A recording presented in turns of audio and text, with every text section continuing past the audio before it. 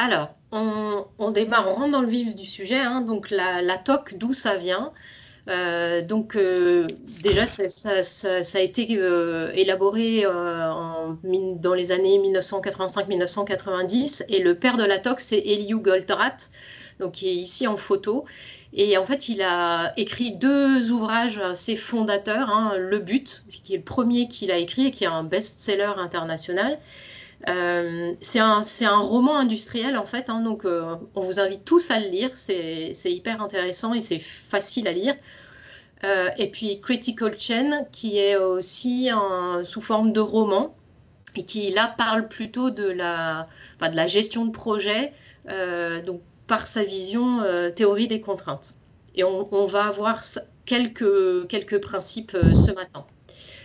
Alors déjà, le principe vraiment le fondamental de la TOC s'appelle théorie des contraintes, hein, c'est qu'on part du principe, et c'est ce que Goldratt a voulu montrer, c'est que tout système a un goulot qui limite, un goulot qui limite le plus la capacité de ce système à débiter de la valeur. D'où cette image du tuyau écrasé, hein. On a les opérations aval, on a les opérations qui se font au niveau du goulot, et les opérations, pardon, j'aurais dû dire amont avant, opération du goulot et opération aval. Donc tout système a une contrainte, cette contrainte doit être légitime. Ça veut dire que on ne peut pas dire par exemple que la maintenance ne peut pas réaliser ses interventions parce qu'il manque des caisses à outils. Ce n'est pas une contrainte légitime parce que c'est pas cher, c'est pas une compétence rare, donc on considère que ce n'est pas une contrainte légitime. Une contrainte légitime, ce serait au contraire justement une compétence très rare, par exemple, ou un équipement qui coûte très cher. Ensuite, optimiser la quantité de valeur qui passe à travers cette contrainte, ça va être justement l'objectif permanent de toute personne qui souhaite créer plus de valeur, et non maximiser la charge de toutes les ressources, c'est-à-dire que ça ne sert à rien de vouloir améliorer les opérations amont ou les opérations aval, parce que de toute façon, ce qui va faire le débit de la création de valeur, c'est les opérations au goulot. Alors, je vous ai dit qu'on parlait du goulot d'un système. Ça veut dire qu'au préalable, on va toujours définir le système. Quels sont les contours? Est-ce que c'est mon usine? Est-ce que c'est ma ligne de production? Est-ce que c'est un service?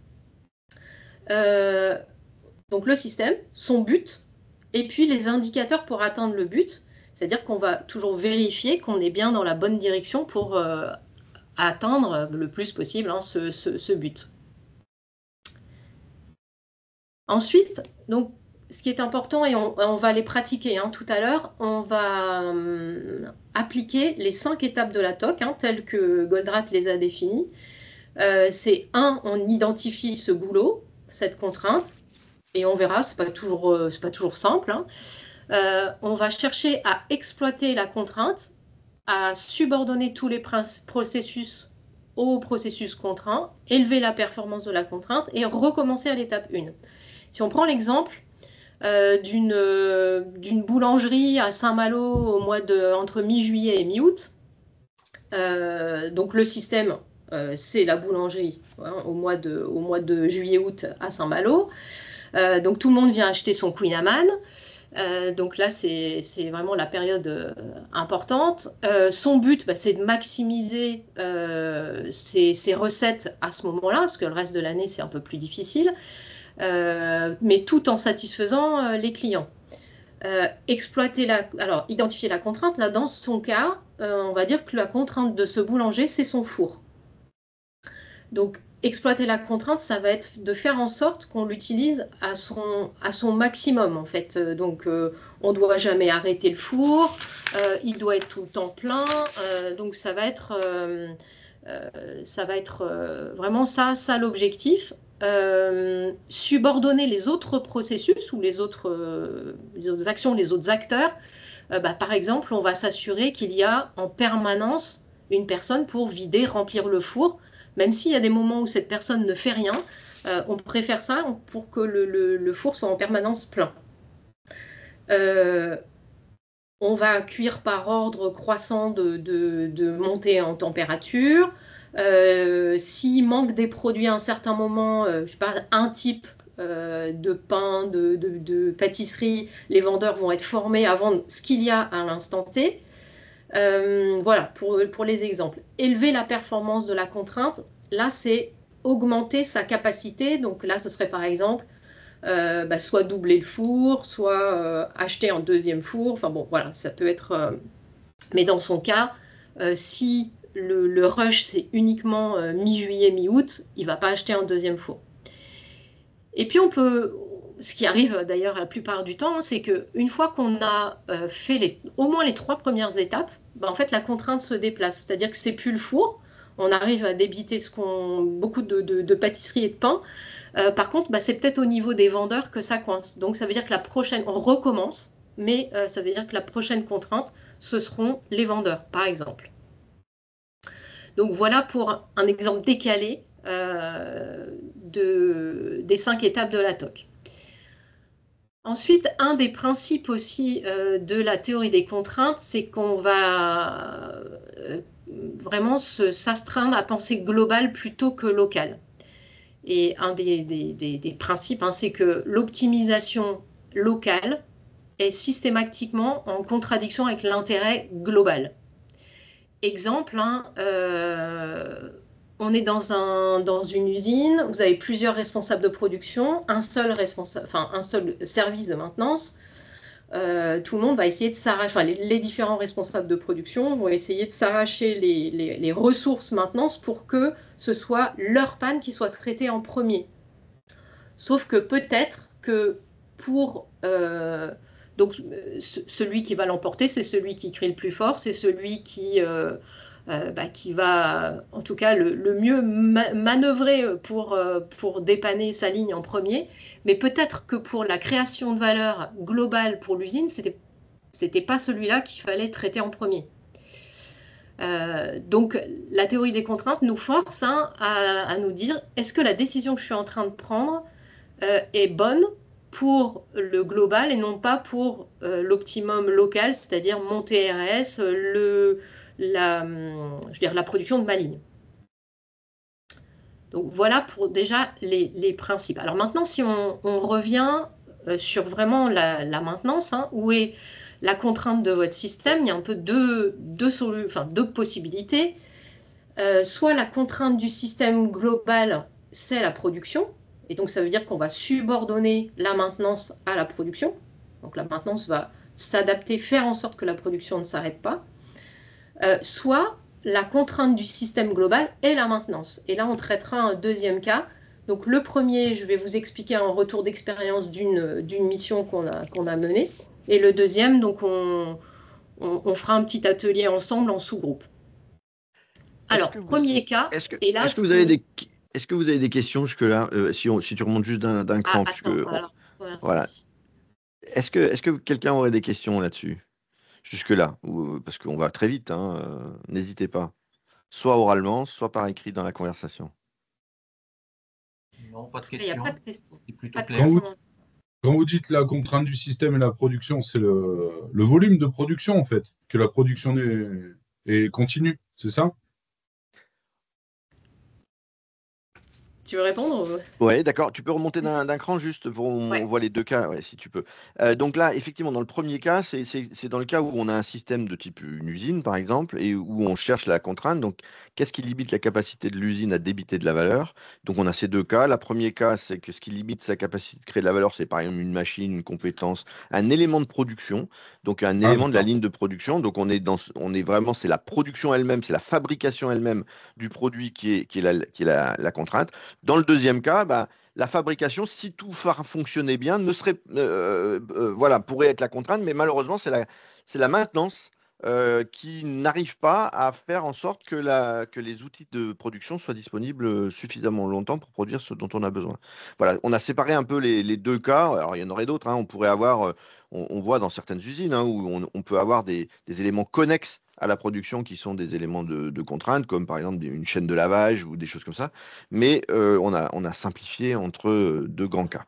D'accord, ok, mais en vision globale. Ok, très bien. C'est ça. Alors, premier cas, et ça, on va le faire, je vais dire, dans tous les cas, hein. L'idée, c'est de définir le système et définir le but en groupe pluridisciplinaire. Donc là, typiquement, on aurait autour de la table au moins la production, la maintenance, peut-être la qualité, la sécurité, peut-être un membre de la direction. Et puis, on va appliquer les 5 étapes de la TOC qu'on a vu tout à l'heure. Donc là, par exemple, dans une usine qui fabrique des tuiles, on a décortiqué le process. Hein. Donc pour ceux qui connaissent plus le lean, on a décrit le flux de production donc sous forme d'une VSM. Et là, on met chacune des étapes et puis les cadences dans une même unité. Et surtout, on va aussi regarder tous les stocks intermédiaires parce que là où il y a des stocks, ça va être un indicateur pour nous. Probablement peut-être que derrière un stock, il y a une contrainte. C'est un premier indicateur. Donc, on décortique le process comme ça. Je ne sais pas si c'est le cas dans vos usines, mais ce qu'on remarque, nous, chez plusieurs de nos clients, c'est que au fur et à mesure du process, en fait, les cadences, elles sont exprimées dans des unités différentes. Par exemple, dans cette usine de tuiles, on va parler de tonnes de terre, ensuite on va parler de nombre de tuiles, ensuite on va parler de chariots qui rentrent dans les fours, on va parler de... Donc, en fait, eux, ça leur parle, mais quand on leur demande où est le goulot, on est incapable de le trouver avec les indicateurs de cadence qu'ils utilisent au quotidien. Donc, on se remet en équivalent d'une unité pour avoir un... Donc ça, c'était nos étapes de production. Et qu'est-ce qu'on fait? On va aller chercher les... Alors, donc, on a défini quel était le goulot. Là, en l'occurrence, si je reviens, c'était la phase cuisson, hein, le four. Donc, à partir de là, on va déterminer une criticité des équipements en fonction justement de cette... de ces goulots. Donc là, si notre four, c'est le goulot, donc on va lui mettre une criticité majeure. Et tous les équipements qui sont directement liés au goulot, on va également leur mettre la même criticité. Et puis ensuite, par exemple, 25, hein, l'impact sur le goulot, on a un petit délai hein, de 30 minutes, par exemple. Puis 10, encore un délai un peu plus important, etc. Et d'ailleurs, ouais. Et après, ça nous a permis quoi? Alors déjà, un alignement prod-maintenance, notamment quand, je vous disais tout à l'heure, quand il y a un peu une guerre des ressources entre les différents responsables de prod qui s'arrachent les moyens de maintenance, ça permet de poser les choses et de se mettre d'accord hein, sur quelles sont les priorités. Donc de définir un plan de maintenance spécifique pour le goulot. Donc où est-ce que je vais faire du préventif, où est-ce que je vais mettre des capteurs pour surveiller telle machine en continu. Et puis ensuite, ça nous permet de nous concentrer sur les ressources. Souvent, la maintenance nous dit, moi, quand je suis appelée sur plusieurs lignes en même temps et différents équipements, bah, je sais pas quelle est ma priorité d'intervention. Donc, soit je suis obligée d'aller à la pêche aux informations, soit... Donc là, ça permet aussi, de façon un peu plus factuelle, de définir ça. Par exemple aussi, et là, ça a été le cas dans cette usine, ça nous a permis de dire pour quels équipements on appelait l'astreinte et pour quels autres équipements on n'appelait pas l'astreinte.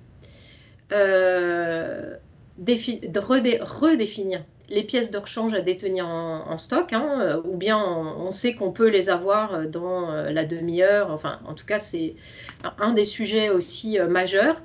Et puis, ça a permis aussi dans ce cas-là de justifier finalement des améliorations, des investissements que le responsable maintenance était convaincu qu'il fallait faire, mais qu'il n'arrivait pas à argumenter en fait.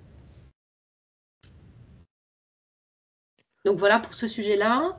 On a une question. Ouais, voilà. Ouais. On a une question d'Olivier, puis on en aura peut-être d'autres. On va faire un petit point sur cet exemple. Alors, comment choisit-on ces chiffres de criticité? Pourquoi 1, 10, 25, 100? Là, c'est une échelle de criticité qu'on va définir, je vais dire, on va l'adapter en fonction de chaque cas. Là, dans cette usine, par exemple, alors attendez, je vais revenir sur... on va... les 30 minutes, les 2 heures, c'est avec les gens de l'usine qu'on l'a déterminé. Donc peut-être que dans une autre, ça va pas être ces délais-là, hein. C'est-à-dire que l'impact sur le boulot, il va peut-être pas être inférieur à 30 minutes, mais inférieur à, je sais pas, 10 minutes, 2 heures. Enfin, donc ça, on le définit à chaque fois avec l'équipe présente. Et pourquoi ces chiffres, 1, 10, 25 et 100? Surtout, ce qu'il faut, c'est que il y a un écart majeur en fait pour qu'on distingue vraiment les goulots des autres. Alors ça m'a fait penser à autre chose. Finalement, cette criticité, elle n'a pas de valeur en soi, elle sert juste à différencier les équipements les uns par rapport aux autres. Donc, je veux dire, si vous voulez mettre 1, 3, 10, 50, je veux dire, ça marche aussi. Les chiffres n'ont pas d'importance en soi. Ça répond à la question. Donc, ouais, ça permet donc de se remettre dans le contexte de cette usine où la contrainte, c'est la production. Donc, si vous reprenez les 5 étapes de la TOC, la troisième étape, la maintenance est subordonnée à la production. Donc, en fait, la maintenance doit s'organiser pour que la production soit maximisée, soit optimisée. Donc, on est vraiment dans ce cas-là, hein, donc le cas d'avant, hein, Delphine, hein. Je suis toujours dans le premier cas. Ouais. Et du coup, dans ce cadre-là, c'est dans ce cadre-là qu'on détermine finalement la criticité des équipements de fabrication et qui vont diriger les choix de la maintenance. Il y avait une autre raison, mais Delphine n'a pas voulu rentrer dans le détail et moi j'en serais incapable, mais qui je peux est le dire. que... Ouais, voilà, tu peux le dire peut-être. Il y En avait une autre fait, dans raison. ce cas-là, et j'ai pas voulu compliquer le sujet parce que ça apporte rien pour l'échange qu'on a ce matin, mais si vous voulez, chacune des étapes de production, on les avait d'abord classées, donc selon cette criticité. Et ensuite, donc par exemple, mélange malaxage terre, c'était une criticité assez faible, hein, parce qu'on a du stock ensuite. Donc, admettons que c'était à 1. Et à l'intérieur, on a repris chaque équipement en se disant, cet équipement dans l'étape, quelle est sa criticité? Donc, c'est pour ça, on mélangeait 2 facteurs.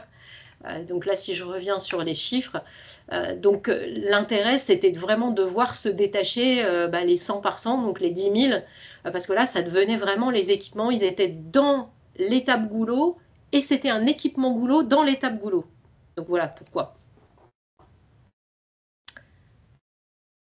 Voilà, allez, ça y est, ça marche. Paul ? S'il n'y a pas d'autres questions, je prends la suite. Alors là, on va prendre un cas différent. Et on va se mettre dans un cas qui est un peu plus émergent. Ah, il y a Françoise qui a levé la main. Françoise, Oh, vas-y. oui, merci. Je revenais à la notion de stock là. Alors j'ai vu marqué stock pièces de rechange. Peut-être avant on a marqué stock intermédiaire. Quand on parle de maintenance, les pièces de rechange pour faire la maintenance sur un outillage, dans l'exemple en question, c'est ça? On ne parle pas de stock de matières premières pour la production, c'est autre chose ça. Ah oui, Alors, pardon, effectivement, c'était dans c'est la- stock ouais. de pièces de rechange. Ouais. Si D'accord. tu reviens sur la VSM pour Ah, différencier juste avant. En Et fait, là, VSM, en voilà, bon dans français, la ça veut dire VSM, quoi? Value Visual Stream. Stream Mapping. Ah d'accord, ok. C'est un terme lean et en fait, c'est la représentation de votre flux de production D'accord. avec les cadences, les stocks. Donc, c'est ça. Ok. Donc, les stocks intermédiaires, dans l'occurrence, dans ton métier à toi, Françoise, parce que c'est le Rhône, l'exploitation du Rhône, bah, c'est la Mm. quantité d'eau, en fait, hein. Ça pourrait être Mm. de la quantité d'eau où tu as fait monter un peu le niveau pour avoir un peu plus de stock en amont de tes usines, mais bon, ça Mais ça ne me y a servirait pas. pas grand-chose pour le coup, Voilà, là cette pour toi, notion-là. voilà. Il n'empêche qu'on regarde, on peut imaginer que finalement, un barrage enfin une usine qui n'arrive pas à passer le débit était obligé de détourner le débit parce qu'il y en a trop sur l'autre bras du Rhône, bah, c'est du gaspillage, c'est de l'eau que tu usines pas, que tu fais pas passer dans tes turbines. Et donc, c'est une perte de prod parce qu'il y avait, par exemple, un moteur, enfin un générateur qui n'était pas disponible à ce moment-là. Voilà, donc on est Mm. plutôt dans ce cas-là. Et à ce moment-là, c'est bien l'outil de production qui est ta contrainte. Mais pourquoi il n'était pas disponible? Bah, peut-être que finalement, c'était la maintenance qui était la contrainte, puisque la maintenance n'avait pas réussi à assurer la disponibilité de ce groupe. D'accord. Donc cette VMS-là, c'est une description du process global de l'entreprise. Oui, c'est ça. Et pas qu'une De pas la qu'une ligne, de- là, en l'occurrence. ouais, Hein. pas La que ligne de d'une production. une activité ou une sous-activité d'entreprise. Ah bah alors tu peux On faire, peut. tu peux faire la VSM à tous les niveaux, mais c'est chaque fois que tu définis ton système, tu vas pas écrire la même VSM en fait, hein. Oui, Donc si oui, tu dis que oui. ta VSM c'est l'usine, tu vas écrire le flux de valeur de production de valeur de l'usine. Si tu considères que c'est toute ton entreprise, tu prends toute l'entreprise. Si tu prends que la maintenance, on pourrait très bien faire une VSM au niveau d'un service de maintenance. Là, on était sur une ligne de production Oui. d'une usine. Mm. Ok, merci. Avec plaisir. Alors du coup, je prends un deuxième cas où, comme je disais, on a l'impression aujourd'hui, depuis quelques années, que ça arrive de plus en plus. C'est-à-dire que aujourd'hui, la maintenance a été, et encore parfois, et vous nous direz si c'est le cas chez vous, que c'est la maintenance parfois, son manque de disponibilité, son manque de compétences, son manque de capacité d'intervention, qui finalement crée des perturbations dans la production suffisantes pour que finalement la production n'atteigne pas ses objectifs et ne soit pas capable de produire tout ce qui est demandé par les clients. Donc dans ce cas-là, bah, c'est la maintenance qui devient la contrainte de notre système. Alors la contrainte, ça ne veut pas dire le vilain petit canard, ça veut dire simplement bah, finalement c'est le processus, c'est l'équipe, c'est le processus devient le plus important parce que il faut y porter toute notre attention parce que chaque fois qu'il s'arrête 5 minutes, eh bien c'est 5 minutes potentiellement qui sont perdues à terme pour créer de la valeur. Sébastien, vous avez une question? Alors, tu évoques ça de façon assez négative en mettant le manque de maintenance, le manque de capacité, etc. Il y a parfois quelque chose de plus positif, c'est que en termes de recommandations constructeurs, en termes de fréquence d'intervention demandée Ouais, par les installations et le choix des équipements, la maintenance nécessite des arrêts qui sont absolument. en effet perçus par la production comme des contraintes négatives pour pouvoir sortir leur débit, mais c'est la conception même de la ligne de production qui nécessite ces interventions-là. Donc il n'y a pas que le côté incapacité à répondre à un besoin de la maintenance, mais aussi une exigence en termes de conception et de construction ou de choix des équipements qui nécessitent des interventions fréquentes de la maintenance. Super, merci beaucoup de cette mise au point. Mais dans ce cas-là, je me permets, hein, du coup, dans ce cas-là, la contrainte, c'est l'équipement. C'est-à-dire, on a un équipement qui est lui-même conçu dès le D'accord. départ pour être arrêté, je ne sais pas moi, un mois tous les ans, par exemple, arrêt de tranche, etc., etc. Enfin, c'est la ligne elle-même qui est la contrainte, du coup. C'est pas la maintenance. Moi, Ok. quand je dis que c'est la maintenance, c'est que la maintenance, elle devait intervenir lundi, mardi, et qu'en fait, elle n'était pas dispo, elle est venue mercredi, jeudi, et j'ai perdu mon lundi, mardi en production. Et donc, si cette production, j'arrive pas à la récupérer à cause de cet arrêt de 2 jours supplémentaires par rapport à ce qui était prévu, eh bien là, je considère que c'est ma maintenance qui est ma contrainte. Et Ok. encore une fois, effectivement, le mot contrainte paraît négatif, mais c'est plutôt valorisant hein, en disant finalement, on a un outil qui est hyper important à maintenir, un processus, c'est la maintenance et il faut s'en occuper. L'exemple que tu donnais à l'instant, très intéressant, on a travaillé dans un technicentre SNCF. Et c'est effectivement pour maintenance de matériel, tu peux pas les négocier. C'est comme ça, le matériel il a été acheté tous les X kilomètres, tous les X heures de fonctionnement, il faut faire de la maintenance. Ça, c'est lié au matériel en lui-même. La question maintenant, c'est est-ce que la maintenance, elle était disponible au moment où on avait besoin de faire cette maintenance? C'est ça la question. Dans ce D'accord. cas-là, dans notre deuxième cas. Il y avait quelqu'un d'autre qui a levé la main, c'est Didier, je crois. Didier, non? Ah oui, c'est ça. Et je pense qu'il y a aussi également dans la contrainte liée à la dispo, c'est aussi la dispo des compétences. Absolument. On peut aussi avoir les gens, mais en fait, comme ça a été dit, je pense qu'on a des équipements aussi qui sont de plus en plus complexes Mm. et qui évoluent aussi vraiment très très vite en termes de technologie et d'avoir aussi d'arriver à suivre en termes de compétences internes les évolutions technologiques, c'est aussi vraiment une grosse contrainte. Exactement. Je suis absolument d'accord. Et donc, quand on dit que c'est, par exemple, quand on va prendre ici l'exemple de la contrainte, vous verrez que ça peut être des compétences, effectivement, ça peut être des quantités, ça peut être une organisation de la maintenance, ça peut être Du matériel. du matériel, exactement. Ça, voilà. Il y a plein de choses qui vont faire que, effectivement, quand on parle de contrainte, c'est pas que du nombre, c'est nombre fois compétences, fois, etc., matériel disponible, etc. On va voir, on va regarder ça ensemble. Donc, on va finalement faire une étude de cas. Alors, Delphine nous a mis la pression parce que dans notre étude de cas, on va parler de glace et parmi vous, C'est je un crois qu'il petit y a un... clin d'œil pour Pierre, même si Voilà. ce n'est pas un cas de chez toi, mais Voilà, donc on a un peu la pression quand même, hein, parce on va parler de glace alors qu'on a un glacier parmi nous. Voilà, donc on vous propose de rentrer, c'est un cas extrêmement simplifié, hein, mais nous sommes dans une usine qui fabrique des glaces et vous êtes chacun le responsable de maintenance. On va se séparer en 3 sous-groupes et on va réfléchir autour de ces questions-là. Les temps d'arrêt suite à incident sur équipement critique ne permettent pas de livrer tous les clients. Donc on est bien sur les temps d'arrêt suite à incident. Donc par rapport à la question qu'on avait à l'instant de Laurent, c'était Sébastien, pardon, c'était vraiment, on est vraiment là, on n'a pas réussi à intervenir suffisamment vite ou de prévenir l'incident. Donc votre service maintenance, il est composé de 15 électromécaniciens postés, vous êtes entre 8, vous avez un technicien méthode et vous avez un magasinier approvisionneur. Les interventions s'accumulent dans votre GMAO, vous prenez du retard dans le programme de préventif et aussi dans le curatif. Et comme on le voit, en plus, quand il y a des urgences, vous n'êtes pas toujours disponible pour pouvoir aller répondre à ces urgences. Pourtant, les électromécaniciens ne sont pas complètement débordés en apparence. Les débuts de chantier, élément important, sont laborieux. Souvent, des pièces sont manquantes. Voilà, vous voyez, on ne vous en dit pas beaucoup, mais avec ça, on va vous proposer de réfléchir autour de 4 questions en sous-groupe, et puis on se met ensemble, et puis on vous propose un petit corrigé.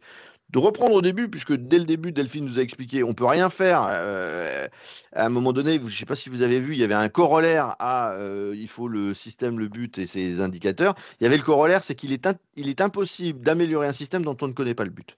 Donc on commence à quel est mon système, quel est son but, et ensuite, quels sont les indices qui nous permettent d'identifier la contrainte? Et on vous propose de revenir tout à l'heure en nous disant, nous, on a trouvé la contrainte, voilà qu'est-ce que c'est, voilà qui c'est, voilà ce que c'est la contrainte dans le système.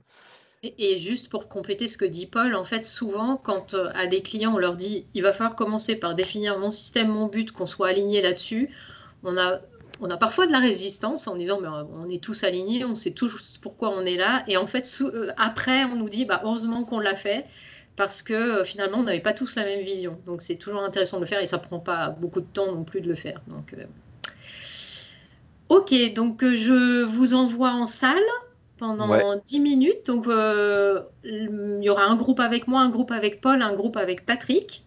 On n'a Donc, pas fait merci se à toi, présenter. Patrick. Patrick, tu Ouais, veux te vas-y, présenter? Parce présente-toi. qu'on ne l'a pas laissé se présenter tout à l'heure. Patrick, où es-tu? Oui, oui, enchanté. Un optimien, en fait, passionné de la TOC et donc voilà, accro à tous ces sujets-là. Donc, je me réjouis d'animer ce petit groupe avec vous. À tout de suite en sous-salle. Allez, Ça marche. à tout à l'heure. Impeccable. J'espère que ça va pour vous, parce que c'était un petit peu abrupt. Hein, C'est violent. Nous, on on a avait récupéré fini tout le monde. à l'instant, on finissait, on a Et toi, voté pour Patrick? décider. Impeccable. Oui, on a même un petit peu avancé. On a commencé à réfléchir à l'exploitation, à la subordination. Ok, bah nous aussi, il y avait des idées qui venaient sur la suite. Alors, du coup, je vous propose, Delphine, Patrick, est-ce que vous pouvez nous dire en quelques mots le système sur lequel vous avez travaillé, son but et la contrainte que vous avez choisie? Tu veux Qui commencer, commence? Patrick? Allez, Patrick. Je peux commencer. Donc, le système, on est resté sur l'usine, en fait, hein, l'usine de glace, même si on s'est posé la question de est-ce que c'est pas juste la maintenance. Ça a quand même été une question qui a été posée. D'accord? On l'a un peu gardé en vis, mais on a continué sur l'usine. Donc, son but, c'est produire des glaces en créant de la valeur et satisfaisant ses clients. Je parle de quantité et de délai. D'accord? Ça avait été la maintenance. On s'est quand même permis de dire, tiens, c'est assurer la disponibilité des outils de production en garantissant un ratio valeur-coût optimisé. C'était gardé un peu en sous-main. Les indices, on a parlé de plein de choses, les stocks, les taux de disponibilité, les machines à arrêter, tout ça, c'est des choses qui peuvent nous suggérer qu'il se passe quelque chose. Un encours de curatif et de préventif qui augmente aussi. Si on observe ça, on peut se dire, tiens, qu'est-ce qui se passe à ce niveau-là? Et puis, on a aussi parlé des gens en disant, mais sur qui on râle ou bien qui court le plus sur le pavé de l'usine peut être aussi un indicateur de choses où il faut aller regarder. Et donc la contrainte, on a dit c'est soit le technicien méthode, soit le magasinier approvisionnement. On dit là, on n'est pas suffisamment clair avec l'information pour savoir si c'est plutôt l'un que l'autre. Voilà pour nous. Merci. Bah, écoute, je vais faire beaucoup de redites. Nous aussi, le système, c'est l'usine. Le but, c'est aussi de gagner de l'argent en fabriquant des glaces dans les délais, qualité, quantité demandée. Donc, c'est la notion de satisfaction du client. Les indices, alors on a tourné autour de... on voit bien qu'il y a un problème de préparation, mais qui prépare en fait aussi dans cette entreprise? C'est vrai que ça ne nous est pas dit. Donc, on a dit, bon, c'est le technicien méthode qui prépare, mais on sait que dans certaines usines ou dans certaines entreprises, c'est le technicien qui prépare son intervention. Après, il y a une hésitation, effectivement, entre est-ce que la contrainte, c'est le technicien méthode, puisqu'on voit qu'il y a un souci de préparation, ou est-ce que c'est le magasinier? Et on s'est questionné sur ce qui pourrait nous permettre, si on allait sur... Alors déjà, il faut aller sur le terrain pour aller voir, ça c'est sûr, c'est pas... trouver la contrainte, ça se fait pas en chambre, c'est absolument nécessaire de le faire avec les équipes et en regardant sur le terrain, en posant les bonnes questions. Donc c'est interroger finalement tout le flux de la préparation, de la maintenance en fait. Et là, on pourra revenir après sur le processus maintenance qui peut nous aider. Et on a beaucoup hésité effectivement entre le technicien méthode et le magasinier. Okay. Parce qu'on voit bien qu'il y a aussi un sujet de préparation des pièces. Les techniciens n'ont pas les pièces pour... mais vous avez décidé, vous avez choisi ou pas? Plutôt technicien en méthode, malgré tout. Super, ça marche. Et toi, Paul? Alors, dans mon groupe, on est resté aussi au niveau de l'usine, globalement, ou du système industriel de production des glaces, donc la ligne de production des glaces, incluant la maintenance, évidemment. Son but, produire en temps et en heure, en quantité et en qualité, les demandes clients. Le but de ce moyen industriel. Et les indices, bon, effectivement, ils sont très variés. Alors, on s'est posé la question, si lié au but, si on devait choisir un indicateur d'atteinte du but, plutôt le taux de service, qui nous permet pièces bonnes en temps et en heure, en quantité, qui pourrait être un bon indicateur d'atteinte du but. Voilà. Et comme vous, on a beaucoup réfléchi autour du stock de pièces et des méthodes. On s'est dit aussi que le préventif jouait un rôle, puisque moins on fera de préventif, plus il y aura de curatif. Et donc, c'est un système qui va partir un peu en boucle négative, qui va partir en galère, parce que de plus en plus, on aura des interventions urgentes et de moins en moins préparées. On a voté à 5 voix contre 2, on a choisi méthode comme étant la contrainte. Voilà, non, mais nous, on a fait les choses sérieusement. On a fait les choses sérieusement. Et on a évidemment commencé à réfléchir par moment sur l'analyse et sur les moyens d'action. J'aime beaucoup une des remarques qui a été faite, et je vais revenir dessus tout à l'heure en faisant le corriger, c'est que les électromécaniciens, même s'ils ne sont pas surchargés, peut-être qu'on ne les utilise pas assez pour préparer les chantiers. C'est très proche de ce que tu as dit, Delphine, en disant finalement, eux, ils savent, ils connaissent le terrain, ils connaissent les machines, et peut-être qu'on se complique trop la vie quand on prépare en chambre, justement, quand vous avez un technicien de méthode qui croit savoir et qui ne sait pas. Peut-être qu'il ferait mieux, peut-être de consulter. Voilà. On l'a dit comme ça. Après, tout ça, c'est des hypothèses qu'il faut aller vérifier, comme tu disais, sur le terrain, et on va vous proposer, du coup, le corrigé qu'on vous a préparé. Alors, restons là-dessus pour l'instant.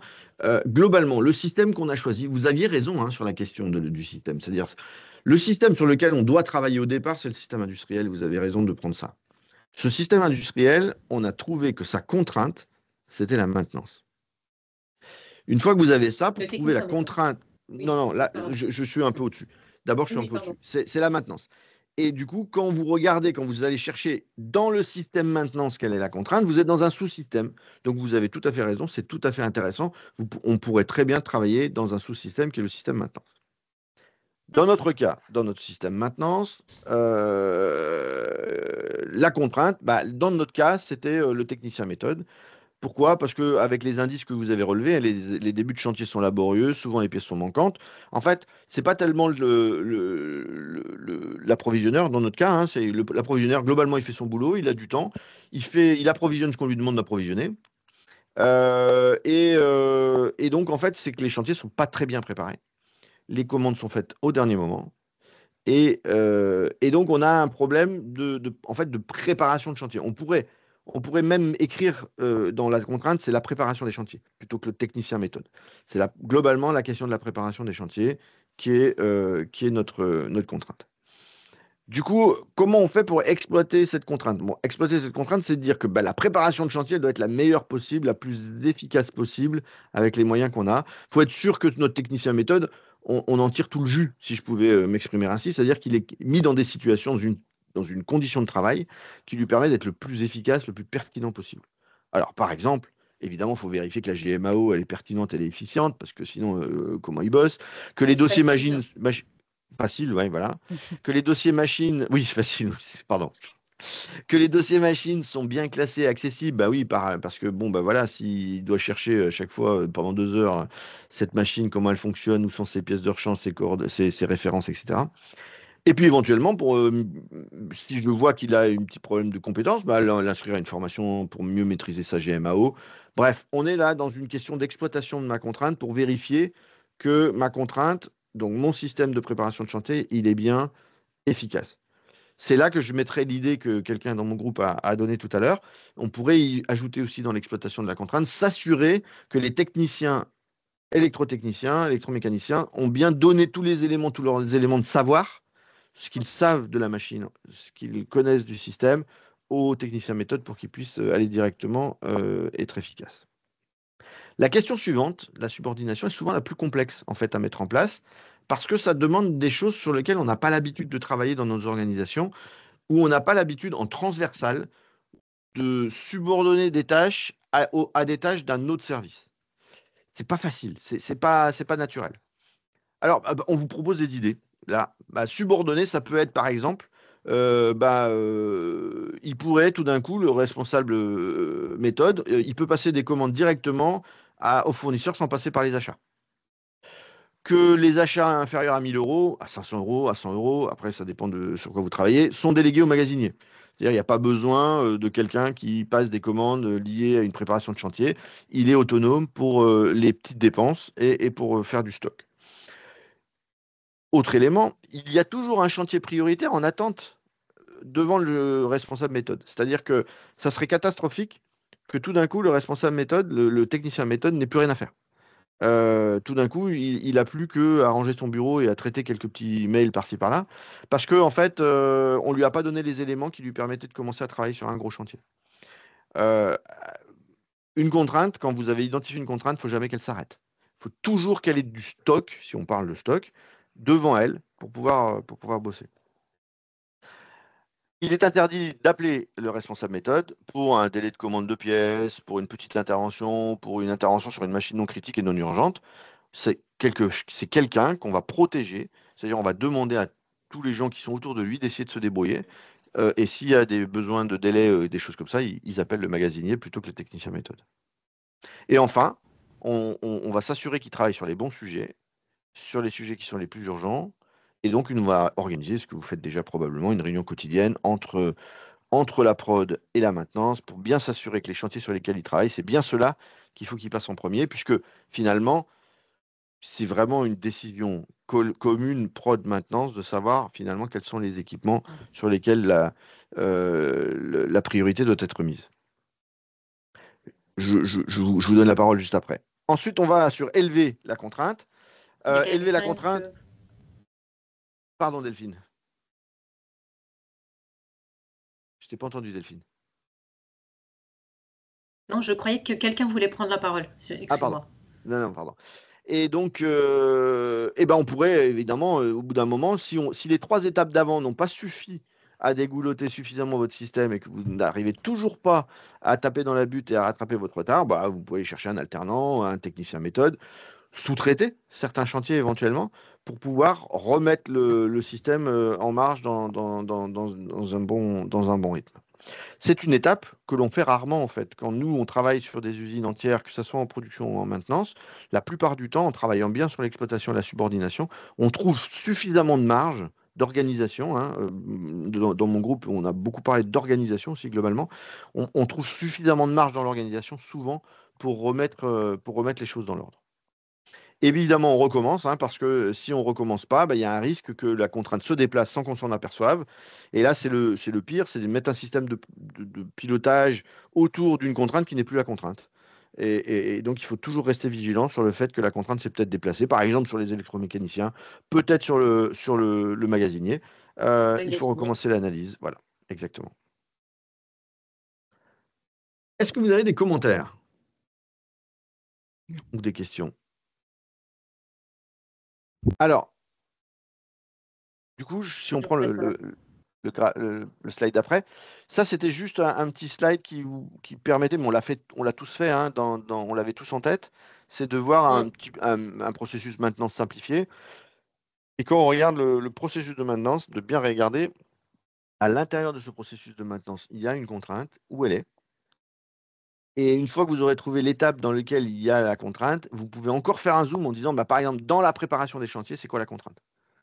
Hein, vous pouvez faire, c'est vraiment un système de poupée russe et vous pouvez descendre de plus en plus dans le détail. Il ne faut pas partir du détail parce que souvent on fait des erreurs. Il faut partir du global, système industriel, système méthode, système de la préparation. Et là, vous commencez à être très très pertinent quand vous êtes dans ce système-là. Voilà. Alors du coup, petite question d'ouverture. On a 5 minutes. On peut parler de quelques instants. Si vous avez une liste de maintenance, d'intervention de maintenance qui s'allonge, comment vous priorisez? Est-ce que votre priorisation maximise l'optimum global? Comment faudrait-il faire? Voilà. Donc peut-être on peut échanger 2-3 minutes autour de ça, puis je vous montrerai un ou deux slides mais là, c'est vraiment une ouverture. On n'aura pas trop le temps de creuser cette question. Je vous écoute. Jean-Noël Gauthier, Mexten, j'en parlais tout à l'heure. Sur le site, on a déjà une liste de priorisation d'intervention pour nos machines définies avec la production. Et chez nous, la contrainte, le goulot, c'est la peinture. Donc, c'est là qu'on doit prioriser nos interventions, que ce soit préventif et correctif. Après, forcément, comme tout service maintenance, on n'a pas à gérer que ça, on a aussi du réglementaire, on a aussi des interventions fournisseurs qui sont à programmer. Donc voilà, on doit prendre tout en compte. Et pour ça, on a une animation hebdomadaire avec l'équipe. Moi, j'ai un point avec mes N-1 en direct tous les lundis en management visuel. Et on repriorise nos chantiers, nos actions pour la semaine. Super. Stéphane, Rennes, aéroport de Rennes. On est souvent très dans nos schémas techniques et on oublie parfois peut-être la communication avec les équipes terrain. Tout à l'heure, je parlais de rassocier les techniciens en amont qui ont la matière terrain et accessoirement revoir des fois la définition du besoin, ce qui nous paraît des fois prioritaire. Techniquement, il y a une évidence, mais n'est pas forcément toujours bloquant pour l'exploit et remettre un peu de com sur la définition de besoin et les équipes exploitent, hein, ça peut être aussi un axe qui facilite les choses. Tout à fait. On oublie souvent. Exactement. Et donc, dans le témoignage de c'est Nicolas, c'est ça? J'ai que Noël, pardon. C'était intéressant aussi. Donc, vos deux témoignages sont vraiment intéressants. Vous êtes déjà dans un système qui est très avancé. On va vous proposer dans le schéma d'après quelque chose qui permet, quand on regarde, on va dire, un peu sur le long terme, les opérations de maintenance, alors plutôt en préventif, hein, plutôt évidemment le programme de maintenance, on se rend compte que on peut les classer. En tout cas, nous, on encourage vraiment nos clients à les positionner selon deux axes. Et un premier axe, c'est la contribution au but. Donc, vous l'avez quand on a parlé de criticité tout à l'heure, hein, c'est un exemple, c'est la criticité par exemple. Mais là, la criticité, c'était plutôt sur des urgences. Là, ici, on est sur la contribution au but, c'est-à-dire c'est combien de valeur je crée, combien globalement cette opération de maintenance crée de valeur. Mais en fait, ça ne suffit pas parce que là, c'est de la priorisation sur de l'importance. Mais on a un autre élément d'échelle, c'est combien de ressources contraintes cette opération utilise. On peut avoir une opération qui crée beaucoup de valeur, mais qui va immobiliser toute l'équipe maintenance pendant un mois, et pendant ce temps, je ne fais plus rien. Et donc, elle va consommer énormément de contraintes. Et donc, on doit trouver un équilibre, évidemment, et on propose de classer, nous, évidemment, les opérations selon ce graphique. Ce qui contribue beaucoup au but et qui consomme peu de la contrainte, en imaginant par exemple, c'est mon technicien méthode, la contrainte, en fait, les chantiers sont déjà préparés, ils sont toujours les mêmes, donc il suffit de faire un copier-coller. Voilà, ça consomme très peu de la contrainte. Ces chantiers-là, on ne discute pas, on les lance, on les fait, ils sont prioritaires. On va créer beaucoup de valeur en consommant peu de contraintes. Ceux qui contribuent moins au but et qui consomment énormément de ma contrainte, c'est des petits chantiers, mais qui sont très complexes, sur lesquels, par exemple, si c'est mon technicien méthode, encore une fois, il va y passer énormément de temps, parce que c'est une machine qui a été conçue en interne, parce que ça, il faut qu'il réapprenne, il n'a plus les plans, il faut qu'il regarde, voilà. Il va y passer énormément de temps, et ça contribue finalement assez peu au but si c'était une machine qui n'était pas contrainte, qui n'était pas sur le système global de priorité. Et finalement, là où les priorités sont à faire en prod maintenance, c'est sur toutes les autres. Alors, cette droite, en fait, c'est une iso-priorité. La droite que vous voyez derrière la bulle priorité 2, en fait, c'est un ratio contribution au but divisé par la consommation de la contrainte. Bon, toutes les droites qui partent de l'origine sont des iso-priorités. Et donc, au niveau de ces iso-priorités, vous avez à décider, est-ce qu'il me reste de la ressource contrainte? Parce qu'il ne m'en reste plus, je ne peux pas la consommer. Hein, donc, il m'en reste plus. Et s'il m'en reste, à qui je la donne? Cette ressource qui reste. Et c'est donc là le management en équipe pluridisciplinaire qui va pouvoir décider en disant finalement, voilà mes priorités 2, comment je les classe. Et à l'intérieur de mes priorités 2, je les classe entre celles que je vais faire tout de suite, celles que je vais faire plus tard ou celles que je mets en attente, sachant que les priorités 3 sont déjà en attente. Voilà, ce qu'on voulait vous proposer, c'est quelque chose qu'on utilise en management de projet, qu'on utilise en management d'opérations de maintenance. C'est vraiment un outil qui est extrêmement pertinent pour avoir cette approche de quand j'ai des ressources limitées, quand je dois faire des choix, je ne fais pas les choix juste sur la contribution au but, mais je dois prendre en compte le fait qu'elle me consomme de ma contrainte. Alors, j'ai un dernier slide, je crois, Delphine, et après, je te rends la parole. Ouais. Ou je me suis trompé. Il y a des questions là-dessus. Pourquoi tu t'es trompé? Non. Et donc, pardon, allez-y. Il y a des réactions par rapport à ça? C'est clair, d'accord, super. Merci. Et bien, donc, je finis juste en un slide de résumé, mais de choses qu'on a dit avec Delphine depuis tout à l'heure. Hein.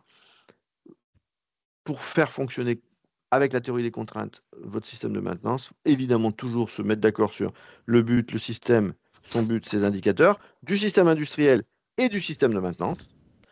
Et ensuite, on a les 5 étapes de la TOC. Et vous avez 2 boucles d'amélioration continue.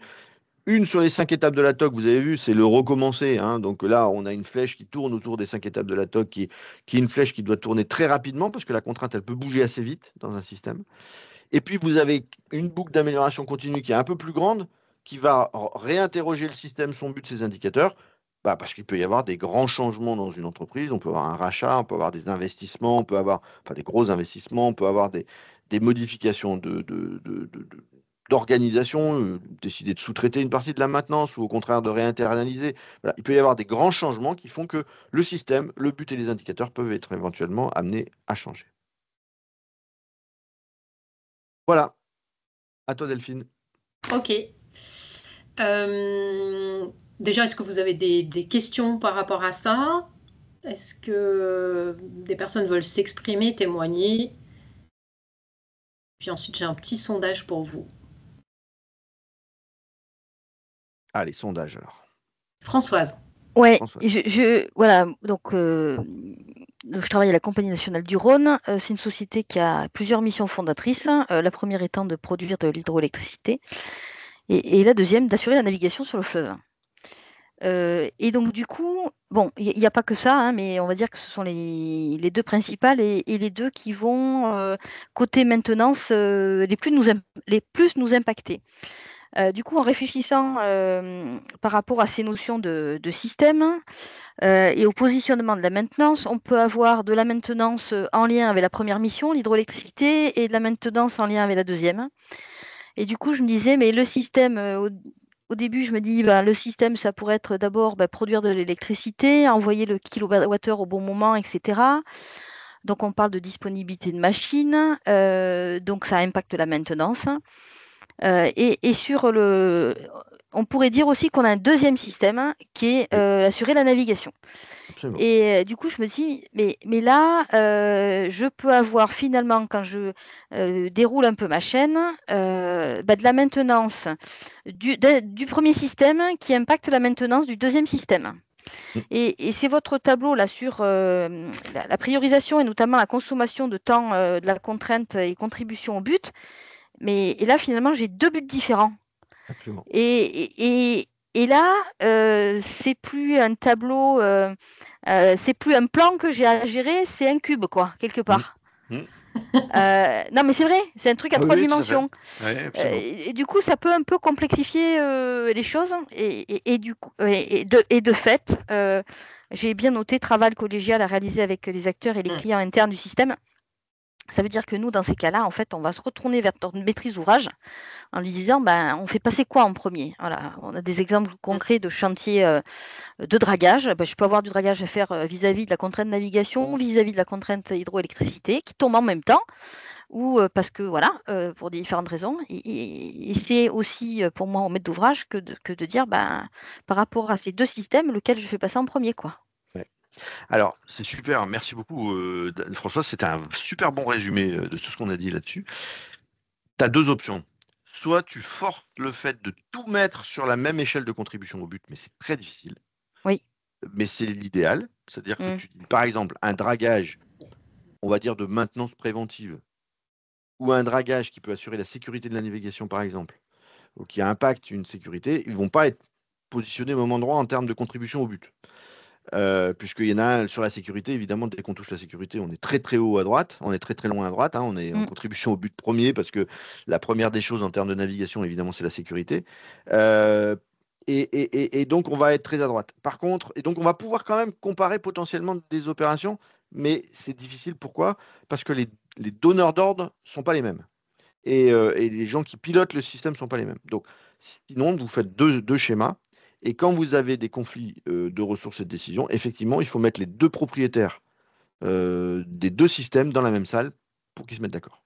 C'est le seul moyen. Et le pire, c'est quand c'est la maintenance qui décide toute seule. Pourquoi? Parce qu'elle ne fera jamais les bons choix.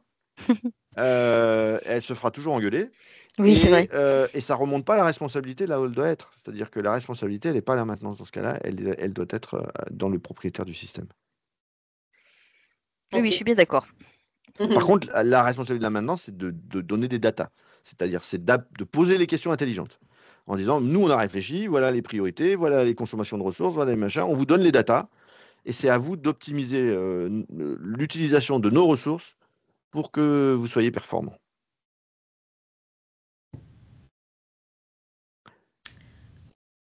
Merci, en tout cas, Françoise. Je vous envoie un petit sondage là via Teams.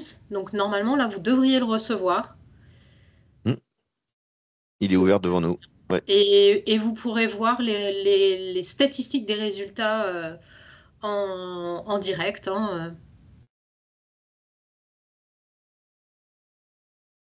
Et puis, pour terminer, je vous partage ensuite quelques actus de notre côté.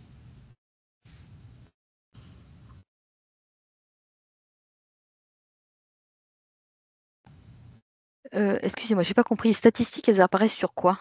À la fin, quand tu feras page suivante. Ouais, mais il faut que j'aille sur où, là? Il a dû s'ouvrir normalement. Ah, il y a peut-être des règles de sécurité moi, j'ai rien. Moi non plus. Moi non plus. Dans les commentaires, mais je peux rien faire non plus. Ah, bah là, ça y est, on s'est fait planter là. C'est la Moi, première j'ai fois la qu'on lumière utilise et l'outil. marqué l'actu et j'ai rien Ouais. d'autre. Eh ben, je suis désolé. Ça veut dire que on a utilisé un outil Teams pour la première fois.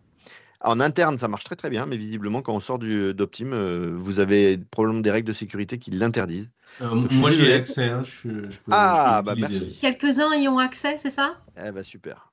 Eh ben, allez-y, faites-le, et puis on va partager notre écran pour. Alors, est-ce que vous pouvez, du coup, je vais partager mon écran juste 2 secondes. Dans les commentaires, cette fois-ci, pour ceux qui n'ont pas accès, est-ce que dans les commentaires, vous pouvez répondre à la question qui est là, de mettre 1, 2, 3, 4 ou 5 étoiles. Vous mettez un chiffre, hein, étoile, sur l'appréciation du webinaire. Voilà. On aura au moins votre réponse, votre participation à ceux qui ne peuvent pas répondre voilà, le nombre d'étoiles que vous mettez au webinaire. Et ensuite, Delphine terminera avec juste une page ou deux. Voilà.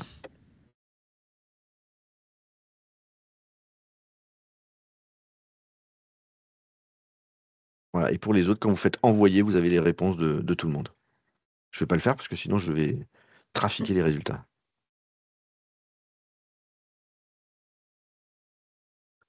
Super, merci. Tu nous montres les résultats. Ouais. Toi, tu peux nous les montrer les résultats du coup parce que moi j'ai annulé. Est-ce que je peux les voir là?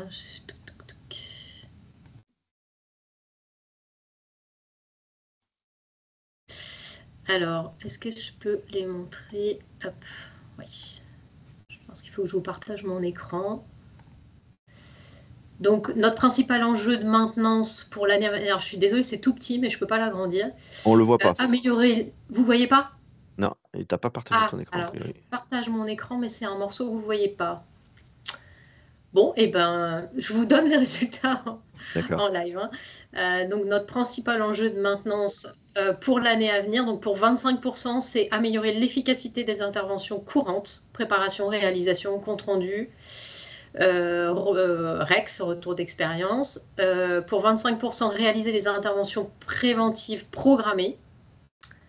Pour 25%, améliorer les méthodes maintenance, préparation, historisation et manager l'équipe pour garder et faire grandir les compétences.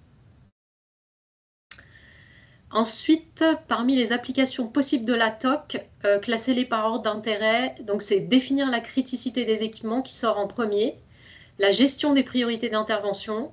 En troisième, la TOC appliquée à la gestion de projet. En dernier, les principes de la TOC appliqués au contrat de sous-traitance. Et j'ai 4 petites étoiles. Je ne sais pas s'il me donne une moyenne. Bon. Oui, tu donnes une moyenne. Bon, en tout cas, merci. On a pu tester l'outil Pulse, si vous voulez le tester à votre tour. Alors, je reviens juste pour vous donner quelques infos. Il y en a vraiment pour 1 minute. Formation maintenance avec un jeu. Donc, c'est une formation. On voit pas ton écran. On voit pas ton écran. Pardon, j'ai pas changé.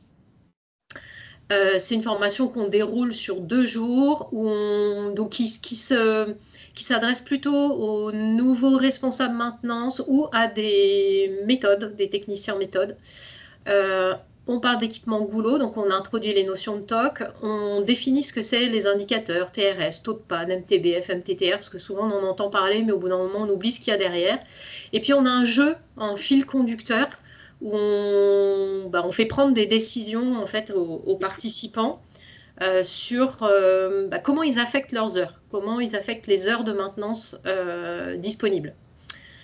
On travaille sur le but de la maintenance, sur les différents types de maintenance, hein, donc préventif, amélioratif, curatif, et dans les préventifs on détaille, les ratios et les cibles, les rondes de maintenance,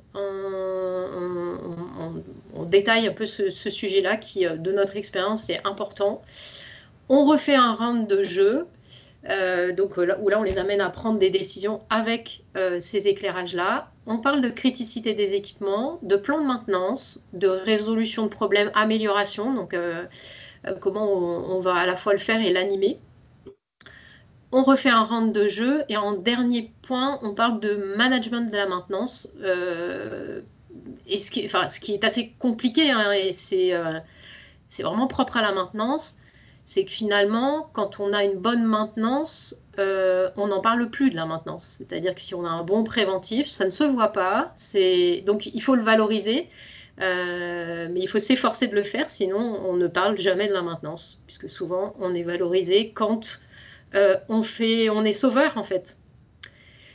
Et les autres événements que je voulais partager avec vous, donc le 10 octobre à Rennes, on organise une journée complète de formation sur la théorie des contraintes, donc sur les fondamentaux, sur la création de valeur et tout ce qui nous permet en fait de prendre les bonnes décisions en réfléchissant création de valeur. Et on parle ensuite de projet, portefeuille projet et gestion d'un projet en particulier. Et donc ça, c'est à Rennes. Et le 19 et 20 novembre, on a une formation sur les fondamentaux de la théorie des contraintes à Lyon. Voilà, pour les Lyonnais, pour les Bretons. Et ben merci on peut croiser aussi, hein, les Lyonnais peuvent aller en Bretagne et les Bretons peuvent venir à Lyon. Hein, on est d'accord. Ouais. Bon, merci beaucoup pour votre participation. Je ne sais pas s'il y avait une question. C'est Stéphane qui a Conversation. Qui a la main levée. Est-ce que vous avez... Stéphane, pas de question. C'était juste à un moment donné, je réagissais à un commentaire pour dire que j'étais... Une question que vous posiez pour dire que c'était OK pour moi. Ah, OK, merci. C'est plus... On a laissé passer le train. Désolé. Merci beaucoup. Bonne journée à tous. On a dépassé un tout petit peu, mais ceux qui veulent rester 5 minutes à discuter, vous pouvez bien entendu. Pour les autres, merci encore pour votre participation. Vous souhaite une bonne journée et on espère vous revoir. Merci, au revoir. Bonne journée à tous. Merci, au revoir. Merci, au revoir. Au revoir.